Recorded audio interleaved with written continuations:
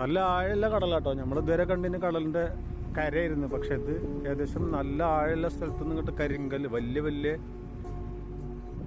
തന്നെ കണക്കിനുള്ള വലിയ പാറ പീസുകൾ കൊണ്ടുവന്ന് കാണാൻ കേട്ടോ. ഇവിടെ നിരത്തിക്കണത് അത് കഴിഞ്ഞിട്ടാണ് ഇവിടെ പരിപാടികൾ.